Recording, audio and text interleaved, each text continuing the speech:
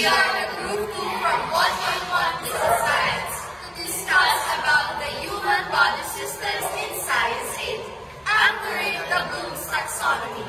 The Bloom's Taxonomy is a numerical learning theory characterized by simple to complex learning, which prioritizes building a strong foundation before moving to the complex level. It consists of 6 stages, which are remember, understand, apply, analyze, evaluate, and grade. So, good afternoon, class. I'm Miss Kat. You can call me Miss K or Miss Kat, whatever you want. I will be your science teacher for today, and we will be tackling about different human body systems. So, let's proceed first with the nervous flow. When we heard about the word nervous system, what is the first thing that will come to your mind? Or the first thing that you thought of when you heard the word nervous system, aside from being nervous? Brain. Yes, brain ka dyan. Yes. Message. Control. Network. Communication. So, Lahat na sinabi nyo ay correct. But to give you an in-depth understanding of what really is nervous system, it is the leader of your body, composed of 3 major parts na aalamin natin later on. the brain is the center of control. Siya ang responsable sa pag-process ng information, sa pag-coordinate ng galaw natin, sa tayo makakagalaw ng maayos, na hindi sabay gumagalaw itong isang kamay natin at yung isa, dapat pwede natin silang galawin ng opposite direction, and lagyan sa brain natin. And also regulating bodily functions. Again, siya ang leader. Pero kung nagkaroon siya ng problema, hindi na maging maayos ang pag-function ng iyong katawan. And it helps you to move, think, and feel. Without your brain, you will not function. Okay? Without your brain, you will not function. So, brain eye? Leader. Spinal cord? System. Nervous cord. And the nerves eye? Nerves. Okay, so, then we have the nervous system. Yes. So, let us now move on to the circulatory system. Without looking at the presentation, what is the one thing that comes to your mind when you hear about circulatory? Oxygen, probably. Flow. Heart. I like that. The circulatory system is composed, of course, primarily of heart. Ito. Asan ang puso nyo? Nasa left. Sa may lungs. Dito ang puso. The first thing that you will see that is part of your respiratory is your nose. Down, your nasal cavity.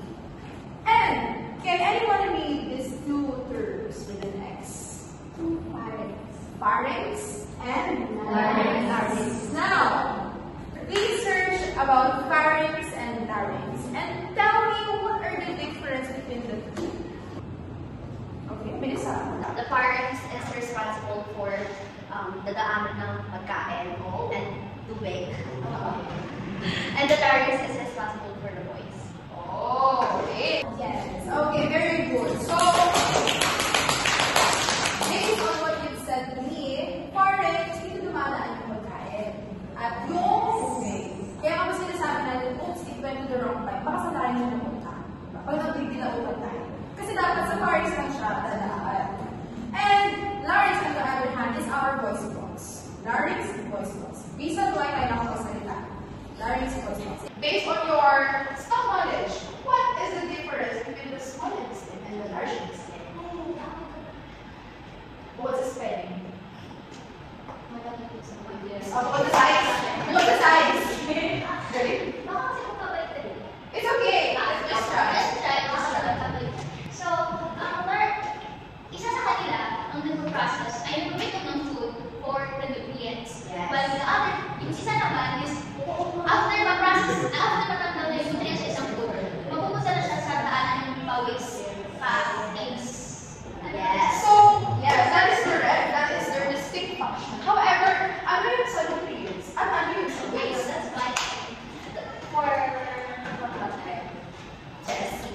yung small intestine is responsible for breaking nutrients. Yes. And yung large intestine is for removing and making release. Okay, that is right. So, Integumentary system. yes. So, as integumentary system, balat. Nakikita kayo ng balat natin.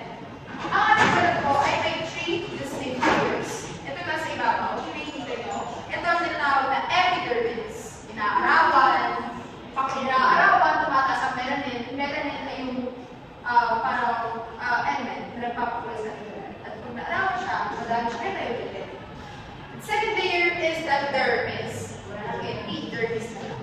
And the third layer, mas malapit na sa may mga laman-laman tuto ay hypodermis. So I will give you 3 layers of the skin. Epidermis, dermis, hypodermis. Very good. Before we proceed to the activity, let us first recall the 5 body systems. Give me one. Nervous system. First, digestive, respiratory, circulatory.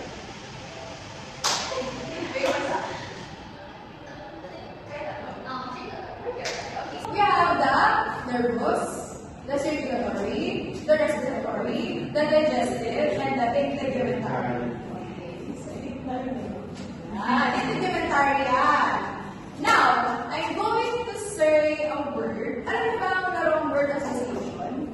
Yes! So, magsasabi ako ng isang word, 10 words rather. In each word, kailangan niyo i-identify kung saan word siya or saan system siya under. Okay? Yes? Paunahan ko, you're ready sa akin ng mga mula. Yay! Okay, so, first, paunahan na. Blood. Circulatory. 1 point? Yes. Okay, so, air. Respiratory. 1 point. Lungs. Yes. Okay. No! It's respiratory. Okay, it's respiratory. Okay. No! Overall. Integumentary system. No, close, but no. No. Circulatory. No. Nervous. Yes! Last 2 words. How about the heart? Yeah! Circulatory, that's correct. And the last word would be waste. Digestive. Yes. Pwede rin siya sa respiratory kasi nag-release siya ng waste. Also, integumentary. So, waste. Okay. So now that we've learned about the different parts and functions of the organs in our body systems, we are going to have an activity, and it's entitled Apply and analyze. So, for apply and analyze, you are going to first group yourselves into 2 groups. Pero, bawal mag-group ang mga magkakaibigan. Ayun naman, fair. No! So, for groupings, please count 1 to 2. 1, 2. 2. Oh. Lahat ng one sa harap. Mag-iwalay mo na ang mga besties. Mag-iwalay mo na ang mga besties. Kasi ito, promise. Sino ba? Ako nga. Wait, wow.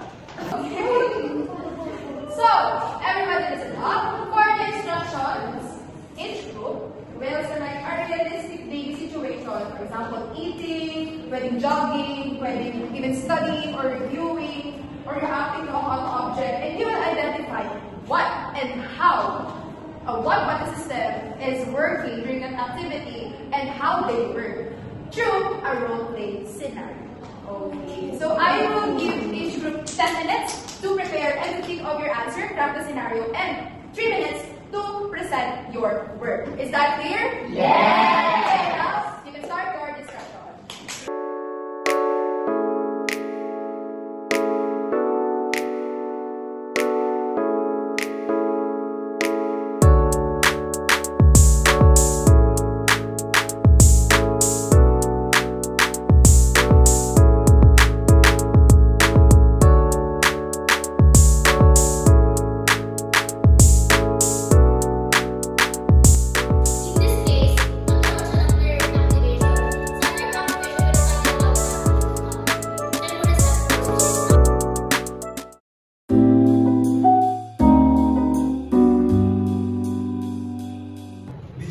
Our mouth is the beginning of our digestion. Yes. Next, our food goes through.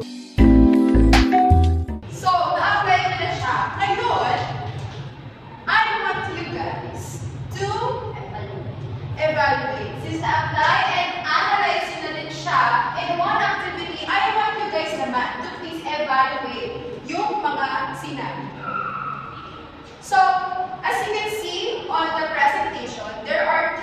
questions presented.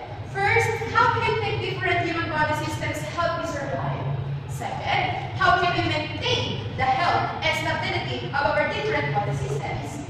And the last one, which human body systems do you think is more vital in your overall functioning and life?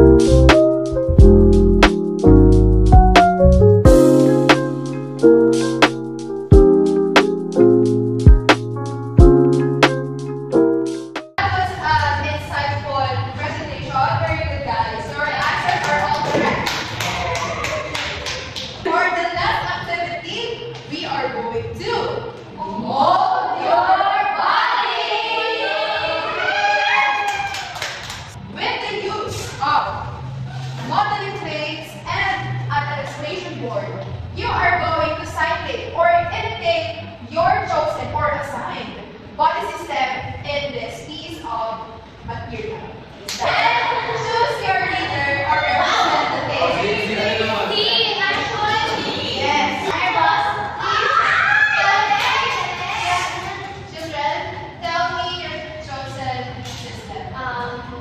We have nervous system, not circulatory. Okay, great. So this is your illustration board, and I will distribute your case. I will give you the red one. This is for the nervous system. So now, children, you have 20 minutes for this activity, and you got it.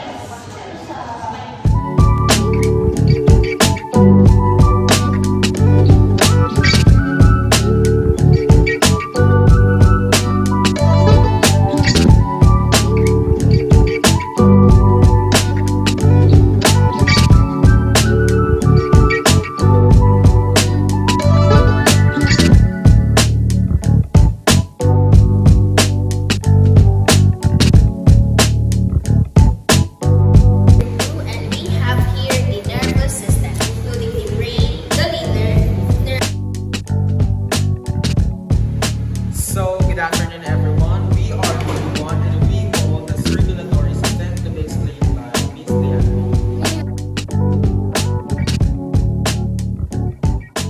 So, the creative work, output, and that's very good. Not only dahil pag-gawa nyo, na-identify nyo or nagawa nyo yung mga parts ng body system na napunta sa inyo without looking for reference and case lang yun sa natandaan in this lesson, which signifies that meron talaga kayo natutunan. That is very good. Please give yourself a round of applause. Okay, so we are at the end of this lesson. However, before we officially put an end, can someone give the reflection or summarize what we learned today? How about you, Liz?